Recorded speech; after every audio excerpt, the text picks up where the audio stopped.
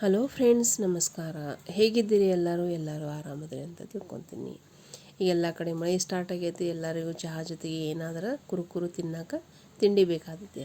ಅದಕ್ಕೆ ನಾನು ಇವತ್ತು ನಿಮ್ಗೆ ಬಾಕರವಡಿ ಮಾಡೋದನ್ನು ಹೇಳ್ಕೊಡ್ತಾ ಇದ್ದೀನಿ. ಕ್ರಿಸ್ಪಿ ಟೇಸ್ಟಿ ಬಾಕರವಡಿ ಹೇಗೆ ಮಾಡೋದನ್ನು ನೋಡೋಣ ಬನ್ನಿ. ನೋಡಿ, ಇಲ್ಲಿ ಒಂದು ಟ್ರಯಲ್ ಮಾಡಿ ತೋರಿಸ್ತೀನಿ ನಿಮ್ಗೆ. ಎಷ್ಟು ಚಂದ ಕ್ರಿಸ್ಪಿ ಆಗ್ಯಾವ, ಕುರುಕುರು ಆಗ್ಯಾವ, ಸೌಂಡ್ ಎಷ್ಟು ಚಂದ ಬರೈತಿ.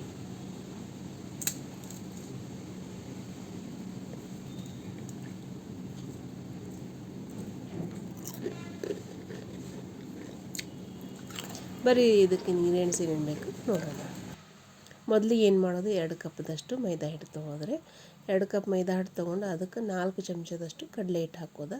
ಕಡಲೆ ಹಿಟ್ಟು ಹಾಕೋದ್ರಿಂದ ಏನಾಗ್ತೈತಿ, ಬಾಕರವಡಿ ಟೇಸ್ಟ್ ಚೆನ್ನಾಗಿ ಬರ್ತೈತಿ. ಆಮೇಲೆ 2 ಚಮಚದಷ್ಟು ಅಕ್ಕಿ ಹಿಟ್ಟು ಹಾಕೋದು. ಅಕ್ಕಿ ಹಿಟ್ಟು ಹಾಕೋದ್ರಿಂದ ಕ್ರಿಸ್ಪಿ ಆಗ್ತಾವ್ರಿ ಬಾಕರವಡಿ. ಆಮೇಲೆ ಚಂದ ಕುರುಕುರು ಉಳಿತಾವೆ ಅದ್ರ ಸಲುವಾಗಿ.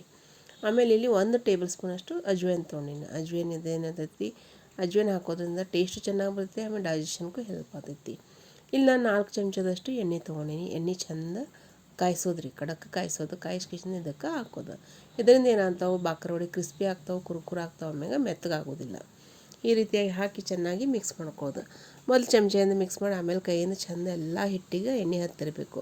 ಅದು ಚಂದ ಹಚ್ಕೊಂಡು ಕಿಶಿನ ಸ್ವಲ್ಪ ಸ್ವಲ್ಪ ನೀರು ಹಾಕ್ಕೊಂತ ನಾವು ಚಪಾತಿ ಹಿಟ್ಟು ಕಲಿಸ್ತೇವಲ್ಲ ಆ ರೀತಿ ಕಲಿಸೋದು. ನಮ್ಮದು ಚಪಾತಿ ಹಿಟ್ಟು ಒಂದು ಸ್ವಲ್ಪ ತಿಳಿದಿರ್ತೈತಿ. ಇದು ಸ್ವಲ್ಪ ಅದಕ್ಕಿಂತ ಗಟ್ಟಿ ಕಲಿಸೋದು. ಯಾಕಂದ್ರೆ ಇವು ಕ್ರಿಸ್ಪಿ ಆಗಬೇಕು, ಕುರ್ಕುರ ಆಗಬೇಕು, ಭಾಳ ದಿನ ಉಳಿಬೇಕು. ಅದ್ರ ಸಲುವಾಗಿ ಈ ರೀತಿಯಾಗಿ ನಾದಿ ಮ್ಯಾಗ ಒಂದು ಪ್ಲೇಟ್ ಅಥವಾ ಶರ್ಬಿ ಮಚ್ಚಿ ಒಂದು ಅರ್ಧ ಗಂಟೆ ನೆನೆಯಾಕಿಡೋದ್ರಿ. ಇಲ್ಲಿ ನಾ ಈಗ ಬಿಳಿ ಎಳ್ಳ, ಕಸ್ಕಸಿ, ಆಮೇಲೆ ಕೊತ್ತಂಬರಿ ಬೀಜ, ಜೀರಿಗೆ ಮತ್ತು ಬಡೆ ಸೋಪ, ಆಮೇಲೆ ಒಣ ಕೊಬ್ಬರಿ ಒಂದು ಅರ್ಧ ಕಪ್ದಷ್ಟು ಒಣ ಕೊಬ್ಬರಿ ತೊಗೊಂಡಿನಿ. ಆಮೇಲೆ ಒಂದು ಅರ್ಧ ಕಪ್ದಷ್ಟು ಫ್ರೆಶ್ ಕೊತ್ತಂಬರಿ, ಬರೀ ಕಡ್ಡಿ ತೊಗೊಳೋದ್ರೆ ಎಲೆಯಲ್ಲಿ ಅಷ್ಟು ತಗೊಂಡು ಇಟ್ಕೊಳ್ಳೋದು. ಇದನ್ನು ನಾವು ಫಸ್ಟ್ ಏನು ಮಾಡೋದು, ಬರ್ಷನ್ ಮ್ಯಾಗ ಕಡಾಯಿ ಇಡೋದ್ರಿ.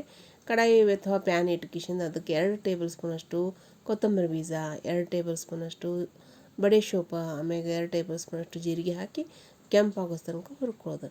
ಇದು ಹುರಿದ ನಂತರ ಇದ್ರೊಳಗೆ ಏನು ಮಾಡೋದು, 2 ಟೇಬಲ್ ಸ್ಪೂನಷ್ಟು ಕಸಕಸಿ ಹಾಕೋದು. ಆಮೇಲೆ 2 ಟೇಬಲ್ ಸ್ಪೂನಷ್ಟು ಬಿಳಿ ಎಳ್ಳು ಹಾಕೋದು. ಇವು ಲಗೋನ ಹುರಿತಾವಲ್ರಿ, ಅದಕ್ಕೆ ಲಾಸ್ಟಿಗೆ ಹಾಕಿಸಿಂದ ಹುರ್ಕೊಂಡು ತಗೊಳ್ಳೋದು.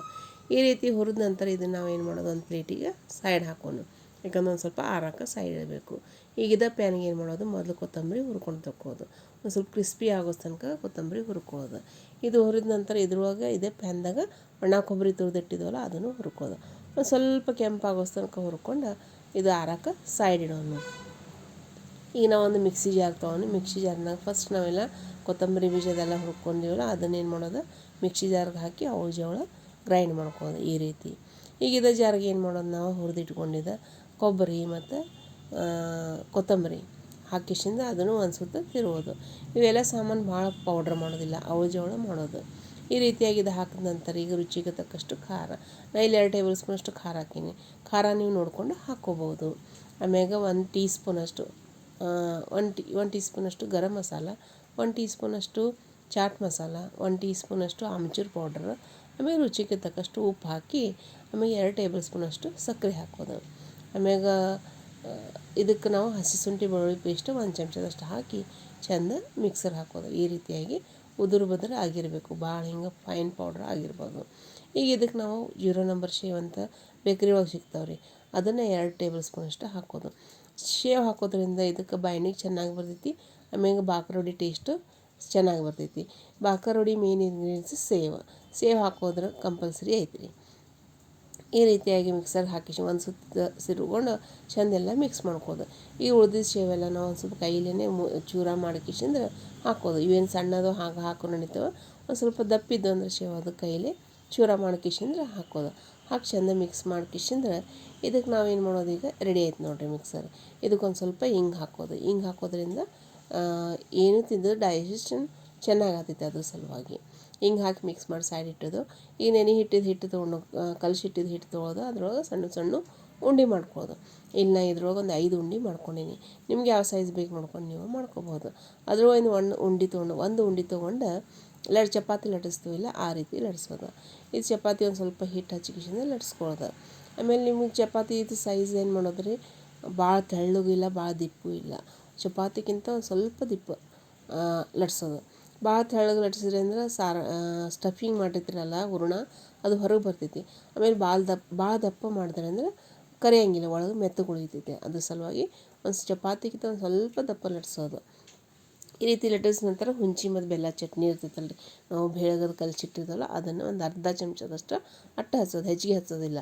ಹೆಚ್ಚಿಗೆ ಹಚ್ಚಿದ್ರೆ ಏನಾಗ್ತೈತಿ, ಮೆತ್ತಗಾಗ್ತಾವೆ ಬಾಕರವಡೆ, ಕ್ರಿಸ್ಪಿ ಆಗಂಗಿಲ್ಲ. ಕುರ್ಕುರ ಆದ್ರೆ ಬಾಕರವಡೆ ರುಚಿ. ಅದಕ್ಕೆಲ್ಲ ಹಚ್ಚಿ ಎಲ್ಲ ಕಡೆ ಚೆಂದ ಸ್ಪ್ರೆಡ್ ಮಾಡಿ, ಈಗ ನಾವು ಹೂರಣ ಮಾಡಿದ್ದೀವಲ್ಲ ಸ್ಟಫಿಂಗ್, ಅದನ್ನು ಇದಕ್ಕೆ ಹಾಕೋದು. ಚೆಂದ ಒಂದು 4-5 ಚಮಚ ಹಾಕಿ ಎಲ್ಲ ಕಡೆ ಚೆಂದ ಈಕ್ವಲಿ ಸ್ಪ್ರೆಡ್ ಮಾಡೋದು ಕೈಯಿಂದ. ಇಲ್ಲಾಂದ್ರೆ ನೀವು ಬೆಲ್ಲಣಿಗಿಂತ ಒಂದು ಸ್ವಲ್ಪ ಲಟ್ಸ್ರಿ ಭೀ ನಡಿತೈತಿ.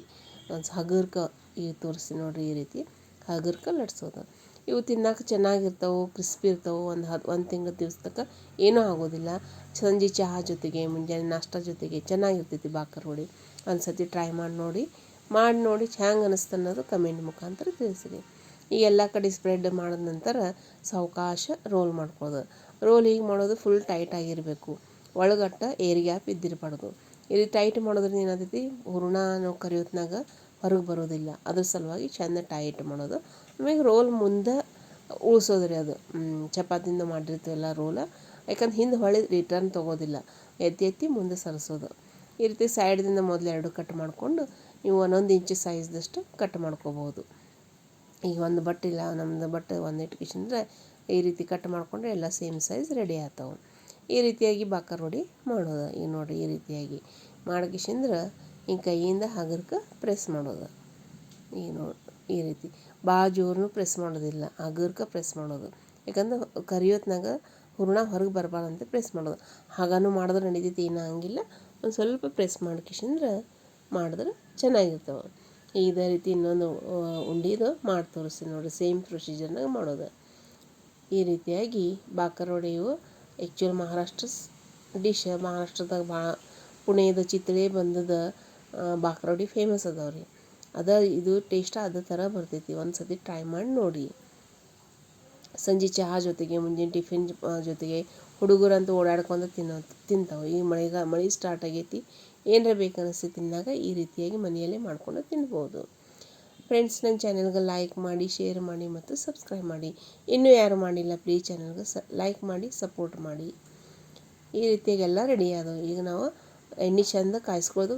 ಕಾಯ್ದ ನಂತರ ಫ್ಲೇಮ್ ಸಣ್ಣ ಇಡೋದು. ಇವು ಮೀಡಿಯಮ್ ಟು ಲೋ ಫ್ಲೇಮ್ನಾಗ ಫ್ರೈ ಮಾಡ್ಕೊಳ್ಳೋದು. ಯಾಕಂದ್ರೆ ಫ್ಲೇಮ್ ಹೈ ಇಟ್ಟರೆ ಅಂದ್ರೆ ಮ್ಯಾಗಿಂದ ಫ್ರೈ ಆಗ್ತಾವೆ, ಒಳಗೆ ಹಂಗೆ ಹಸಿ ಉಳಿತಾವೆ. ಅದಕ್ಕೆ ಮೀಡಿಯಮ್ ಟು ಲೋ ಫ್ಲೇಮ್ನಾಗಿಟ್ಟು ಸಣ್ಣ ಇಟ್ಟು ಕೆಂಪಾಗೋಸ್ ತನಕ ಕರಿಯೋದು. ಈ ರೀತಿ ಕಲರ್ ಬಂದಿರ್ಬೇಕು ನೋಡಿರಿ. ಈ ರೀತಿ ಕಲರ್ ಬರೋಸ್ ತನಕ ಫ್ರೈ ಮಾಡ್ಕೋದು. ಆಮೇಲೆ ಪೇಷನ್ಸ್ಲಿ ಫ್ರೈ ಮಾಡೋದು ರೀ. ಇದಕ್ಕೊಂದು ಸ್ವಲ್ಪ ಕರಿಯೋಕೆ ಟೈಮ್ ತೊಗೋತೈತಿ. ನೀವು ಆಗಿಂದಾಗ ಹಾಕಿ ಕರಿದು ಅಂದ್ರೆ ಆಗೋದಿಲ್ಲ. ಒಂದು ಸ್ವಲ್ಪ 7-8 ನಿಮಿಷ ಕರಿಯೋಕೆ ಟೈಮ್ ಬೇಕು ಇದಕ್ಕೆ. ಈ ರೀತಿಯಾಗಿ ಕರೆದ ನಂತರ ರೆಡಿ ಆದ ನೋಡಿರಿ ಬಾಕರವಡೆ. ಕ್ರಿಸ್ಪಿ, ಕುರುಕುರು, ಟೇಸ್ಟಿ ಮನೆಯೊಳಗೆ ಬಾಕರವಡೆ ಮಾಡೋದನ್ನು ಹೇಳ್ಕೊಟ್ಟಿದ್ದೀನಿ. ಹೇಗೆ ಅನ್ನಿಸ್ತು ವಿಡಿಯೋ ಅನ್ನೋದು ಕಮೆಂಟ್ ಮುಖಾಂತರ ತಿಳಿಸ್ರಿ. ಇವತ್ತಿನ ವಿಡಿಯೋ ನಿಮಗೆ ಚೆನ್ನಾಗಿ ಅನಿಸಿದ್ರೆ ಪ್ಲೀಸ್ ಚಾನೆಲ್ಗೆ ಲೈಕ್ ಮಾಡಿ, ಶೇರ್ ಮಾಡಿ ಮತ್ತು ಸಬ್ಸ್ಕ್ರೈಬ್ ಮಾಡಿ. ಈಗ ನಾ ಇನ್ನೊಂದು ಸ್ವಲ್ಪ ಬಾಕರವಡೆ ಮಾಡೀನಿ, ಅವು ಪ್ರೆಸ್ ಮಾಡಿಲ್ಲ, ಹಂಗೆ ಕರಿಯತ್ತೀನಿ ನೋಡಿರಿ. ಅವು ಚೆನ್ನಾಗತ್ತವೆ ಪ್ರೆಸ್ ಮಾಡೋದಕ್ಕಿಂತ. ಯಾಕಂದ್ರೆ ಅವು ಏಕ್ದಮ್ ಓಪನ್ ಆಗ್ತಾವಲ್ಲ ರೀ, ಅದು ಚೆಂದ ಕ್ರಿಸ್ಪಿ ಆಗ್ತಾವೆ ಅವನು. ಈ ರೀತಿಯಾಗಿ ಮನೆಯಲ್ಲೇ ಬಾಕರವಡೆ ಹೇಗೆ ಮಾಡೋದನ್ನು ನಾನು ತೋರಿಸ್ಕೊಟ್ಟಿನಿ ನಾನು ನಿಮ್ಗೆ. ಫ್ರೆಂಡ್ಸ್, ಹೇಗೆ ಅನ್ನಿಸ್ತು ಇವತ್ತಿನ ರೆಸಿಪಿ ನಿಮಗೆ ಅನ್ನೋದನ್ನು ಕಮೆಂಟ್ ಮುಖಾಂತರ ತಿಳಿಸ್ರಿ. ಇಲ್ಲ 2 ಕಪ್ ಮೈದಾ ಹಿಟ್ಟು ತೊಗೊಂಡೀನಿ. ಅದರೊಳಗೆ 2 ಕಪ್ ಮೈದಾ ಹಿಟ್ಟೊಳಗೆ ಮಿನಿಮಮ್ ಒಂದು ಅರ್ಧ ಕಿಲೋಕ್ಕಿಂತ ಜಾಸ್ತಿ ಬಾಕರವಡೆ ರೆಡಿ ಆಗ್ಯಾವ. ಇಷ್ಟು ತನಕ ವಿಡಿಯೋ ನೋಡೋದಕ್ಕೆ ಧನ್ಯವಾದಗಳು. ಸರ್ವೇ ಜನ ಸುಖಿನೋ ಭವಂತು. ದೇವರು ಎಲ್ಲರಿಗೂ ಒಳ್ಳೆಯದು ಮಾಡಲಿ.